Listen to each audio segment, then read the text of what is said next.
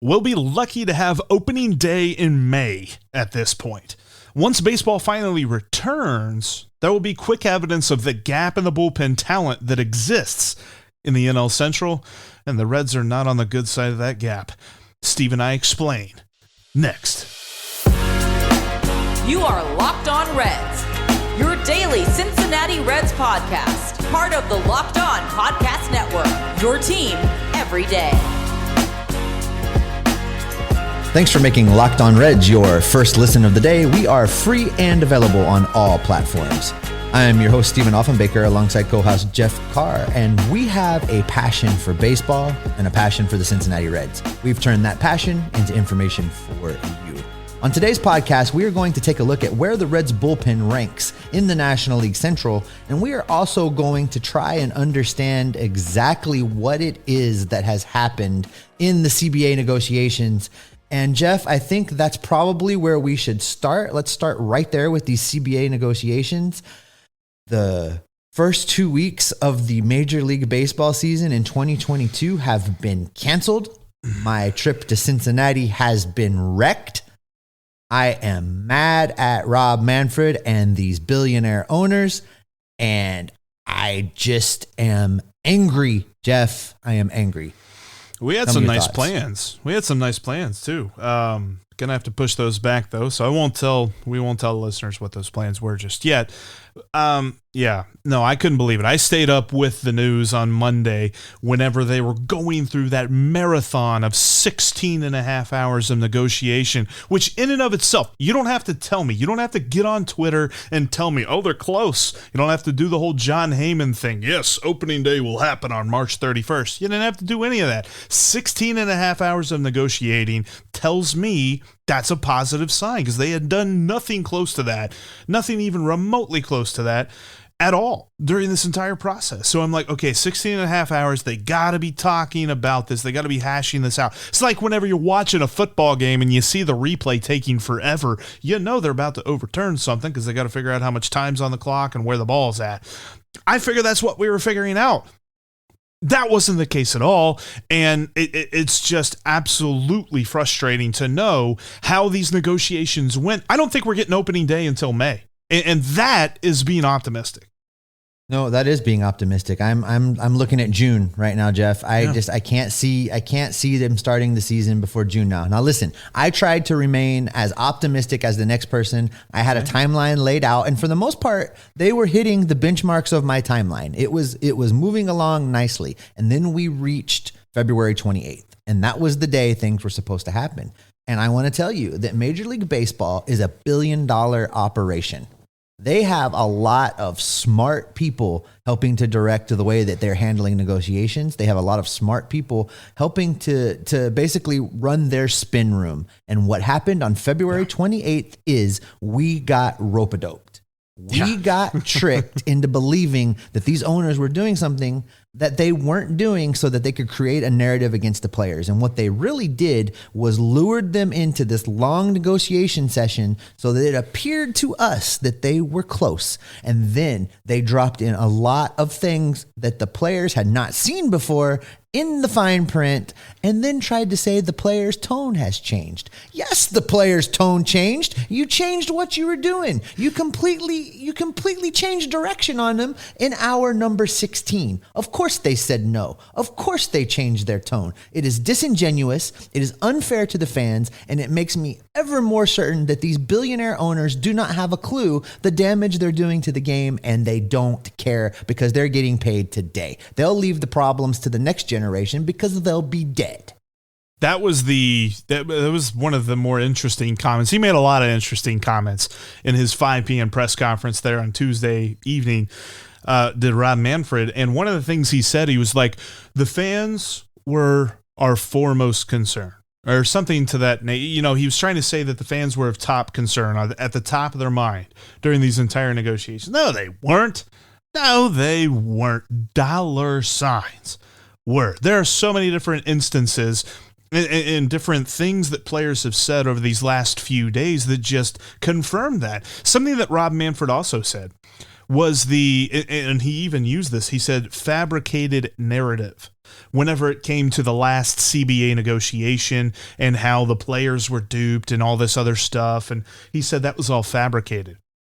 I don't even know that that's true now, because Ross Stripling, the player rep for the Toronto Blue Jays, came out and said he has this long quote where he's talking basically about that, 16 and a half hours of negotiating. Everybody's tired. The owners are tired. The players are tired. Tony Clark's tired. Rob Manfred's tired. He's probably tired from, practicing his golf swing, all that, whatever. But you had Ross Stripling saying that when they came with their final proposal, there's all this little fine print.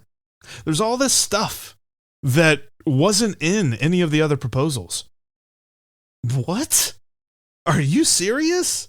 There's not two sides to this negotiation that are playing fair, if you will. It's very obvious that the players came knowing that they wanted to change the future of the game. They wanted to make the game better for the players that were coming after them. And the owners wanted everything to stay the same because they soundly won the last couple of negotiations and they wanted to continue that winning streak. That's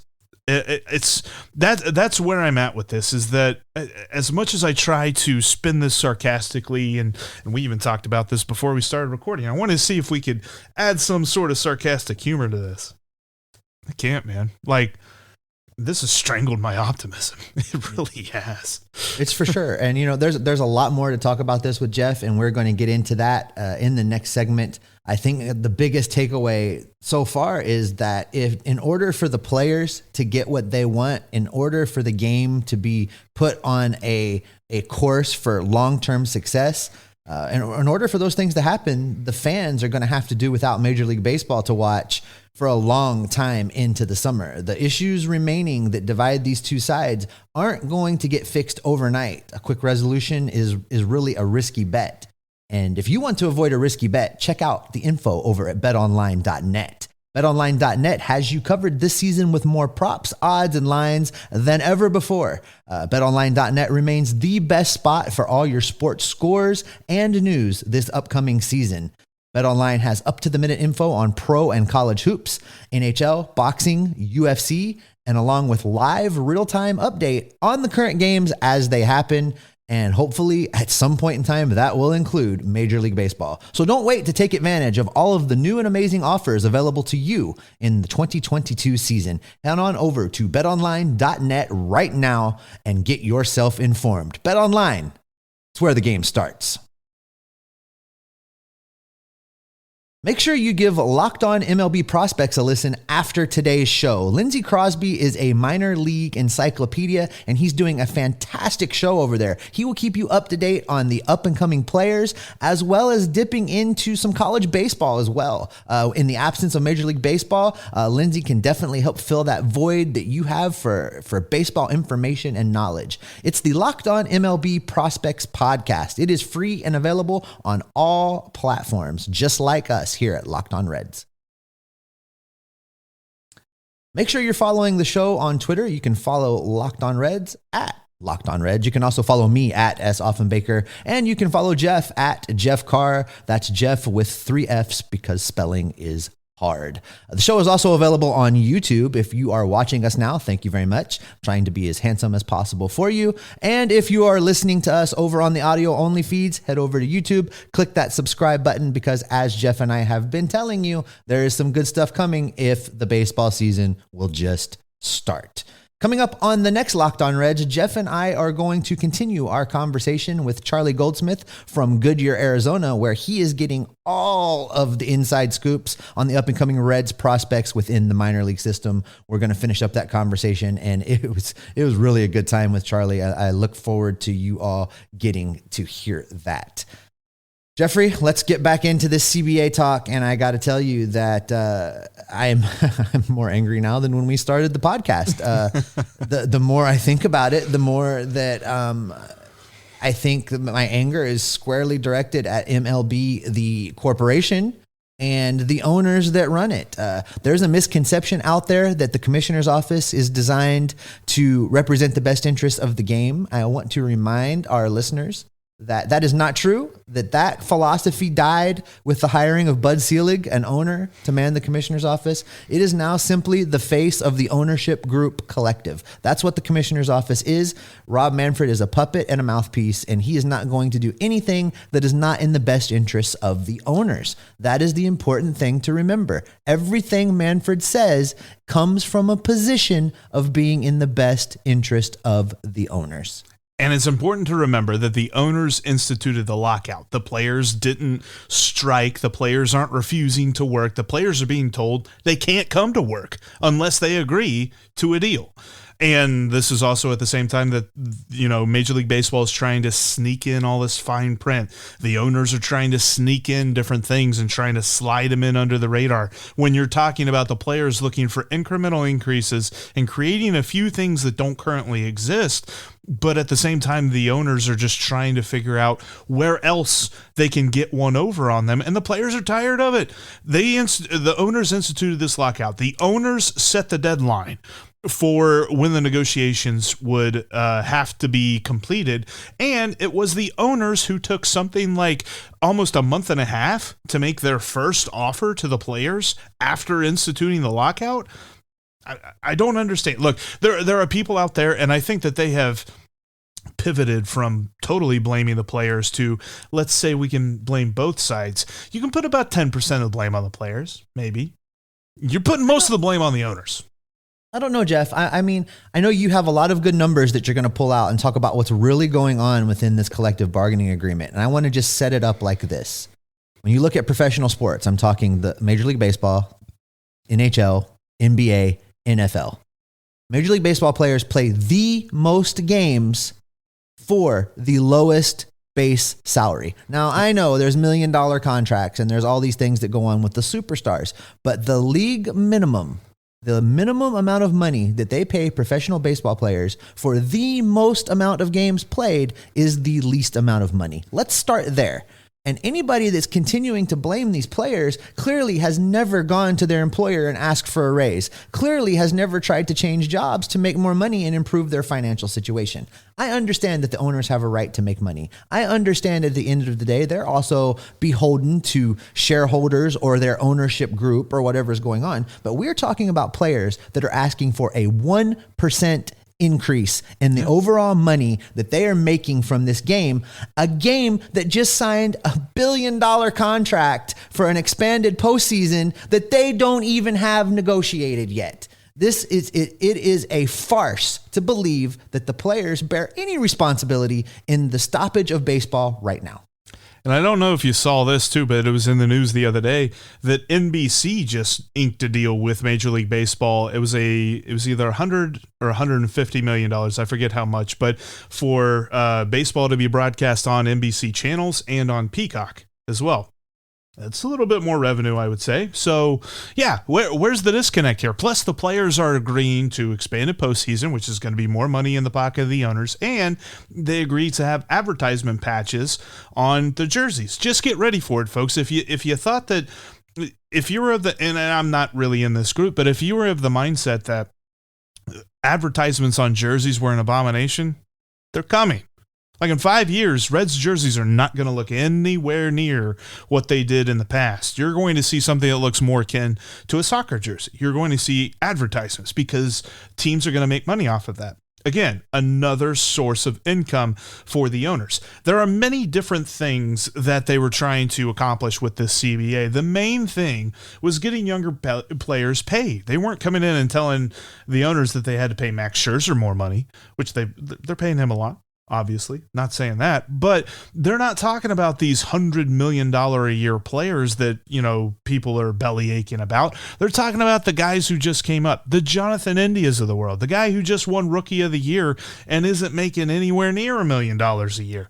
So that's where the whole argument of billionaires versus millionaires just gets me, because there's a large contingent of baseball players that are not millionaires. Plus, you're talking about the large contingent of minor leaguers who are making almost as much as some of us, maybe even less than some of us are, depending on if they were drafted at all.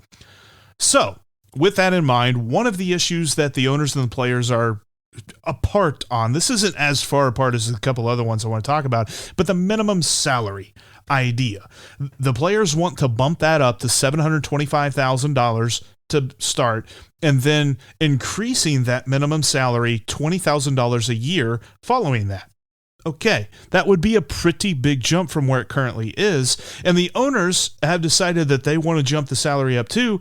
They want to jump it up to $700,000 to start, increasing in $5,000 increments every year. So it's an increase, and I feel like that of the three things that we're going to talk about right here, this is probably the issue that they could actually resolve in a short amount of time. But the other stuff looks rough when you're talking about that salary issue, Jeff. They'll meet in the middle. That's what'll happen there. That's an easy fix. They'll meet in the middle.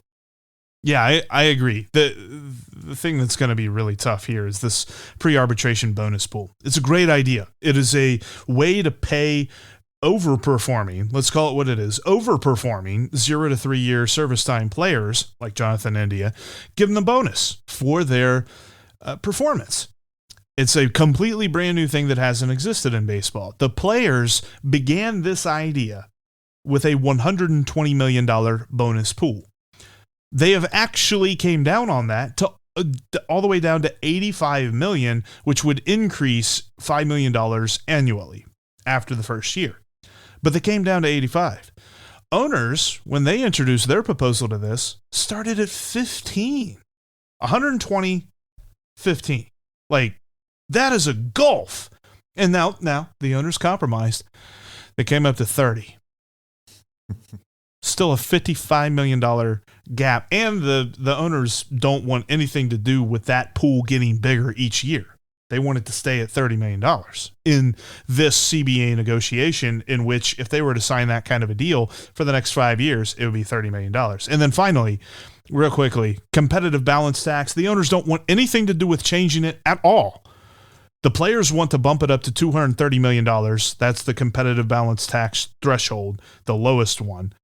Started at $230 and then increase it each year by a number amount, like not a percentage amount, but like 15 million 1 year and so on and so forth. Basically what that is just, they call it a soft cap. It's a hard cap, but the owners don't want anything to do with negotiating that. And that's probably going to be the hardest thing for them to figure out.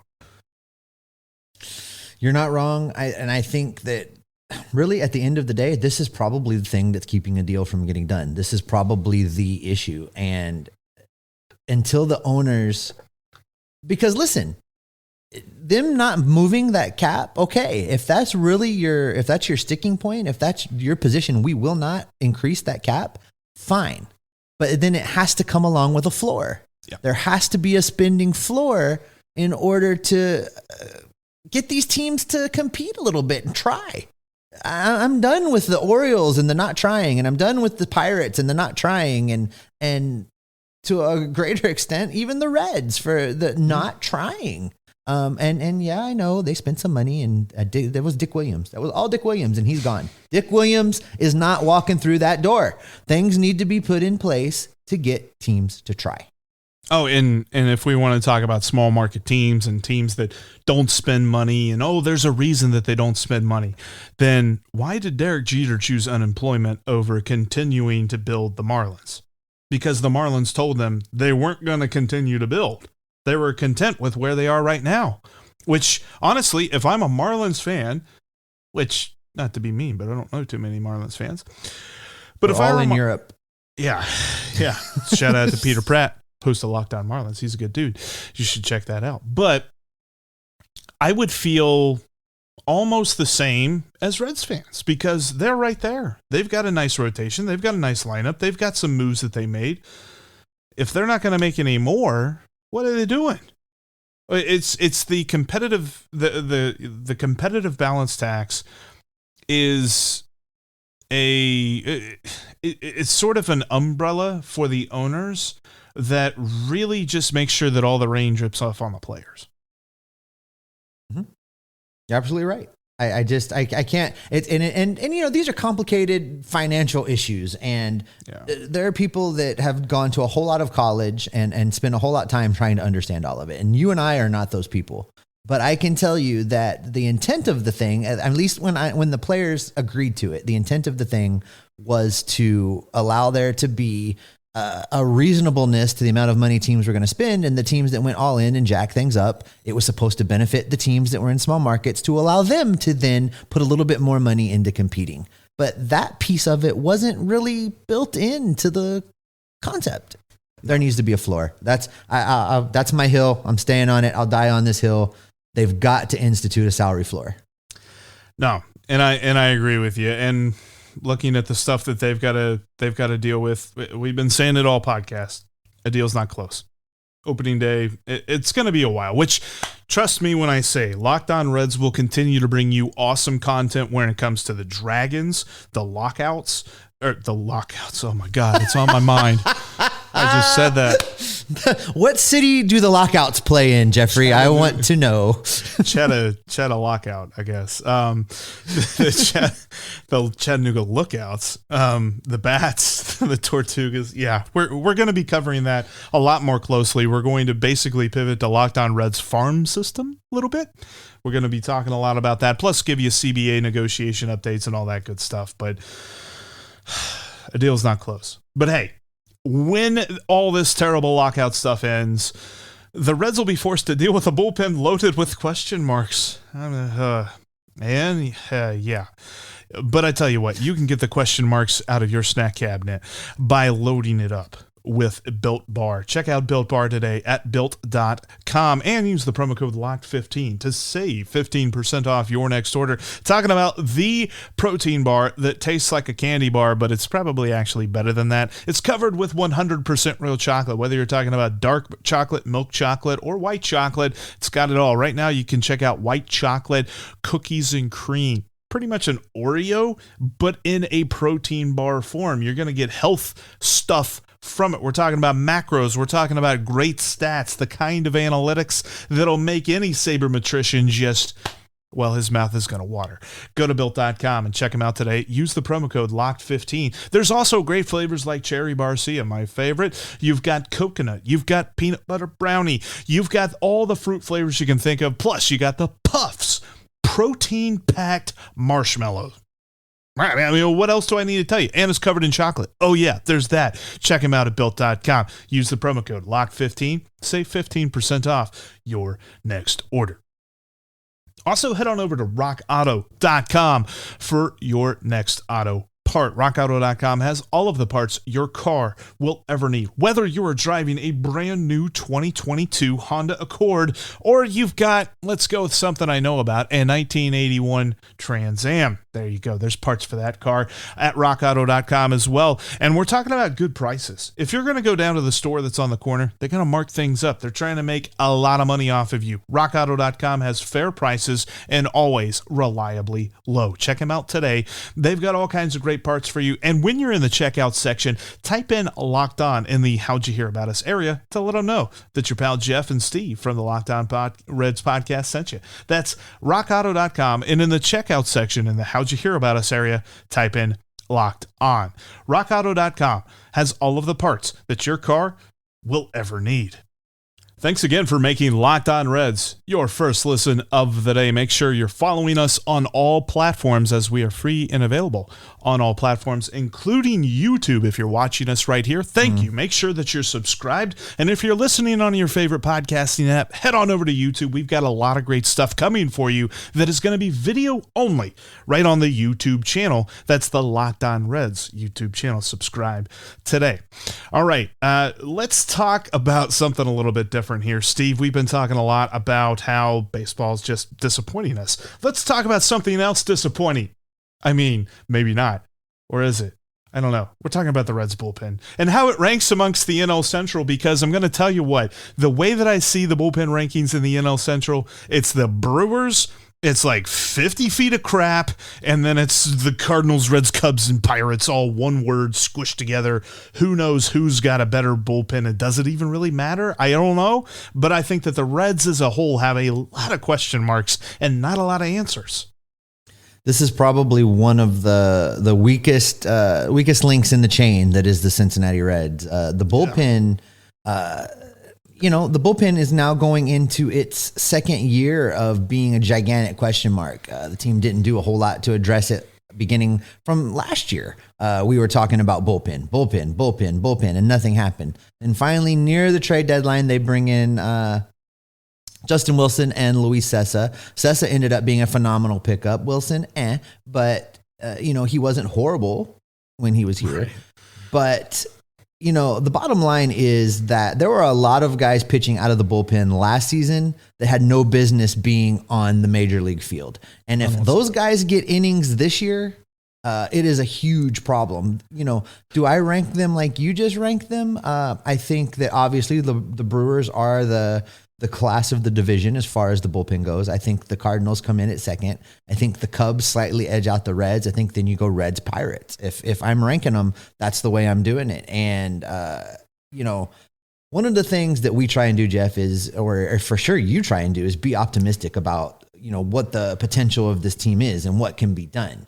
And, I try that as well, but I know that you and I both look at what we have right in front of us. And I think that's why we were both so excited when we talked starting pitching on the last episode, because on paper, with what the team has right now, it's great. And if you do the same thing with this bullpen right now, what they have on paper is not so great. No, they have just so many question marks. The biggest question mark is the one that won't get answered all year, and that is TJ Antone. TJ Antone's not coming back this year. He had Tommy John. He's going to miss the entire season. Whenever the season starts to whenever the season ends, he's not going to be here. So what do they get out of him? That's something that we have to kick the can down the road on that topic. But now you're talking about Lucas Sims, because when you looked at the Reds and the Brewers, you could at least say, all right, Josh Hader, Devin Williams, that's ridiculous. But at least we have TJ Antone and Lucas Sims. Now it's just Lucas Sims. And you had mentioned that Luis Cessa is kind of up there with him in your mind as a 1A, 1B when we talked about the bullpen last week. But I also look at some guys who could sneak up there and be interesting at least. I think of one guy we know nothing about, and that's Dauri Moreta. I think he's got some interesting talent. And I also think of one dude who could really boost up, and that's Tony Santillan. It just kind of depends on where the Reds go with him, because if they make some moves and they deplete the rotation through trades, do they have to slot him into the rotation and mess that all up? Because I think we both agree the best case scenario for Tony Santillan in 2022 is coming out of that bullpen. I really feel like that. I don't see Santillan being a viable option to move into the rotation. I think the bullpen is too depleted, and there's too many other options with starting pitching arms that they can drop in. I think that they're going to look at Santillan to be just a shutdown reliever, and I think that he can be that. I've talked many times that, when you look at sites like Baseball Reference, it's really hard to get a good metric that is just like a quick look at ranking these pitchers, especially the relief pitchers. They try to do it with ERA plus. It's not a great stat, but if you're just doing it for comparison's sake, I mean, you can kind of go that route. Tony Santillan was at 165 on his ERA plus. So, 65% above league average. I'll take that for an entire season. That's not a problem. They're still going to have to find a long man. And I think that's going to be your friend and favorite, Jeff Hoffman. I look at him to be the long man. And listen, Jeff, I know. But look, if Jeff Hoffman is exclusively a long man in the Reds bullpen, taking just a quick look at ERA plus, he was at 105 last season. And a lot of that came because he pitched well out of the bullpen. 5% above league average for a long man. I'll take it, Jeff, if that's all he does. See, this is and this is where I think the huge gap between the Brewers and the Reds comes into play, because Jeff Hoffman is a long man in the explanation of the sense of if the game is out of hand, you're going to use him. The Brewers have some long men that, okay, if the starter gets into a little bit of trouble in the fifth inning, they're not worried. If for some reason Corbin Burns has a rough game, they can bring in Eric Lauer, they can bring in Brent Suter, and they don't miss a beat. Now, I'm not saying those guys are just as good as Corbin Burns, but those guys are really good pitchers. And for a large part of the season, they could be starting pitchers for the Brewers if they employ that whole 6-man rotation that they did last year. And that's just how good those guys are.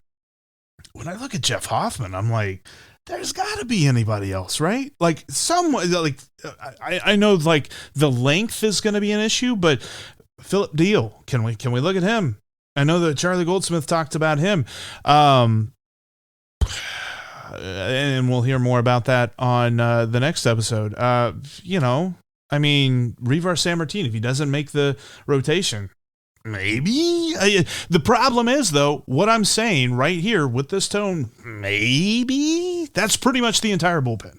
Well, it is, because you have to do that same, whatever that voice was. You have to do that same thing. When we talk about guys like Cionel Perez.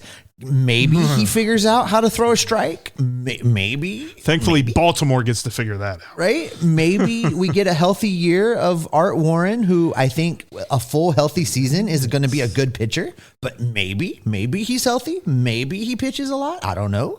But that's the thing, Jeff. It's the second year in a row of approaching a season with a roster where we're all going, I don't know, kind of, maybe. If you squint, could be. I don't know. This bullpen is bad right now. I mean, it's got a couple significant bright spots and then a bunch of bad and some maybe in the middle. And it's got to be addressed. It's probably the biggest problem, followed closely by right field. And if they don't touch it, it's going to be a big, big problem.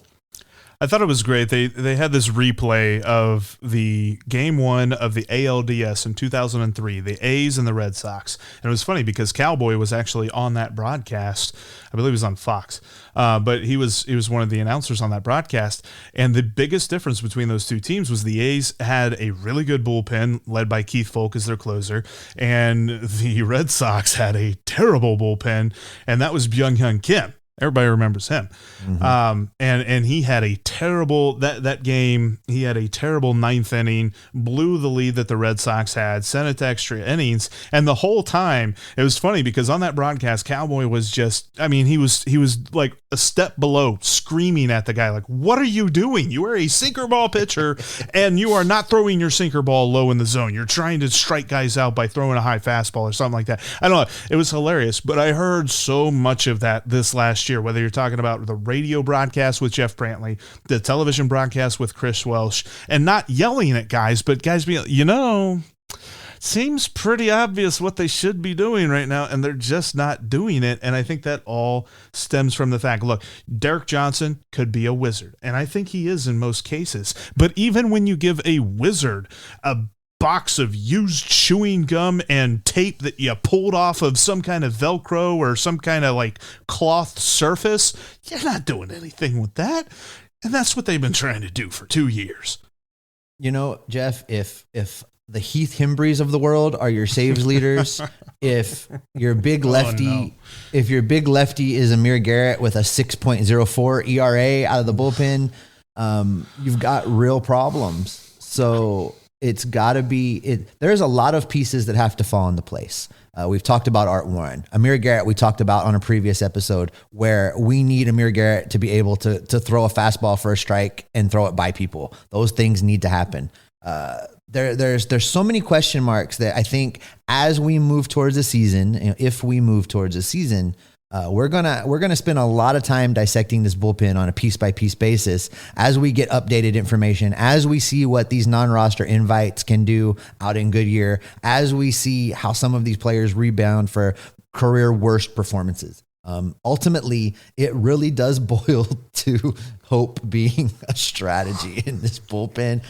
Thanks, Chad, for that particular bumper sticker, because that's where we're at. I know we always say hope is not a strategy, but I almost think like the Reds' strategy with their bullpen was, how many beers do we have in the fridge? Because that's how I feel whenever we're watching it on the broadcast and we're like, the starter cannot pitch anymore. They're going to have to go to the bullpen. How many beers do we have in the fridge? The big takeaway, Jeff, is the Reds bullpen is a really big question mark. And I think that's probably a good spot to wrap it up today. We'll wrap up this edition of Locked On Reds. Coming up on the next podcast, we will continue our conversation with Charlie Goldsmith from Out in Goodyear. Thanks for making Locked On Reds your first listen of the day. Now make Locked On MLB your second listen. Paul Francis Sullivan, please call him Sully, brings you his unique perspective on Major League Baseball, both past and present. Locked On MLB, just like Locked On Reds, is free and available on all podcasting platforms. Jeffrey, it is still the off season. We are in off season purgatory. We are still locked out. But what are we? We are Locked On Reds. Every single day, this is the way.